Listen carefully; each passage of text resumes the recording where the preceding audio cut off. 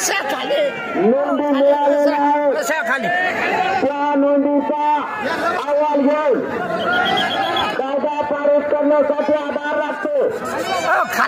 आधार घेऊन महाराष्ट्रातल्या मराठा समाजाला जर सकट आरक्षण ओबीसीतून मराठा समाजाला महाराष्ट्रातल्या देण्यासाठी 23 डिसेंबरच्या आत सरकारने कायदा पारित करून मराठ्यांचा ओबीसी मध्ये समावेश करावा.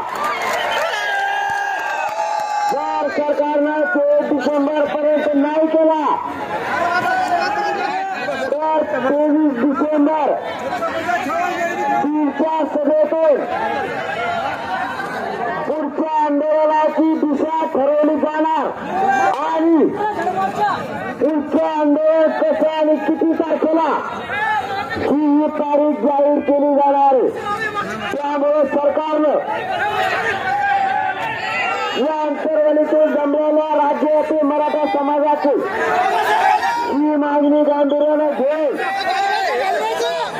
पुढचं आंदोलन व्हावं असं जर सरकारला वाटत असेल तर सरकारनं 23 डिसेंबरच्या आत मराठा समाजाचा ओबीसी मध्ये समावेश करावा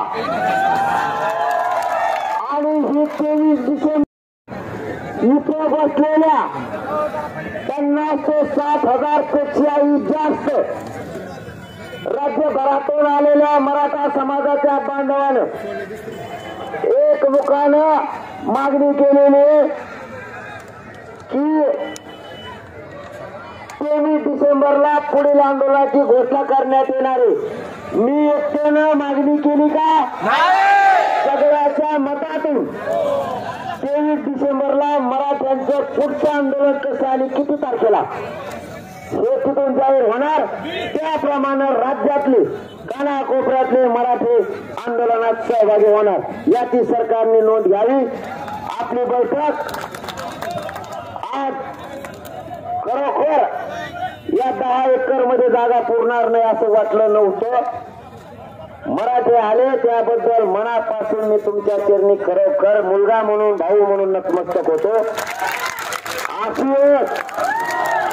अशीच एकजूट ठेवा. मराठ्यांना न्याय द्यायचा अशीच एकजूट कायम ठेवा. एकजूट फुटून देऊ नका. आणि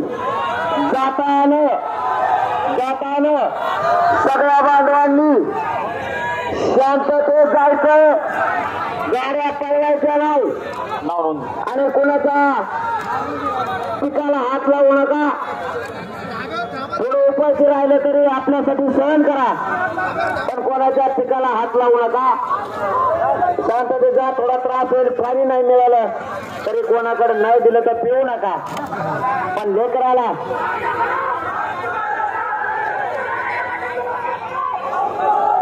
साखरेपासून सुरूच आहेत ना ते सुरूच राहणार आहे.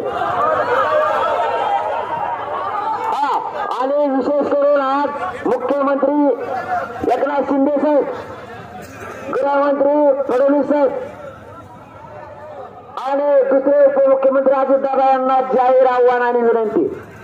महाराष्ट्रात जेवढे साखरे उपोषण सुरू आहेत एकाही साखरे उपोषण करत्याला उद्यापासून त्रास द्यायचा नाही. आम्हाला उपोषण करत्याला त्रास द्यायचा नाही. विनाकारण आमचा संयमाचा बांध तुटू देऊ नका. दुसरं ज्या केसेस झाल्याच्या मागे घेतो म्हणलेले एकालाही अटक करायची नाही आणि पुढे गुन्हे मागे घ्यायचे ही तुम्हाला आमची विनंती. आणि आता पुन्हा एकदा सांगतो समाजाने ठरवलंय म्हणून 23 तारखेला पुढच्या आंदोलनाची दिशा ठरवली जाणार आहे. बैठक घेण्याची आता आवश्यकता नाही. आता डायरेक्ट जो आपली तारीख ठरल आणि जी पुढील दिशा असेल त्या दिशाप्रमाणे मराठा समाजाने शांततेत आंदोलनाच्या तयारी लागावं. कारण धडक जर दिली तर जग म्हणलं पाहिजे शांततेत दिली पण विजय घेऊन गेले. मला ते शांततेत गेले.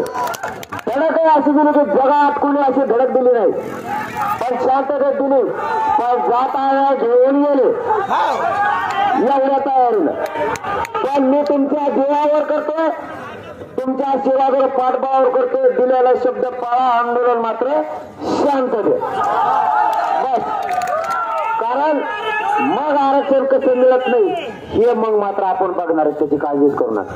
आणि त्याचा विषय आजपासून डोक्यात आणू नका, त्याचा डोक्यातच आणू नका. ते गेले ते काही सुताना झाला. आता कामातून गेले, कामातून गेले. चला आपली बैठक संपलेली.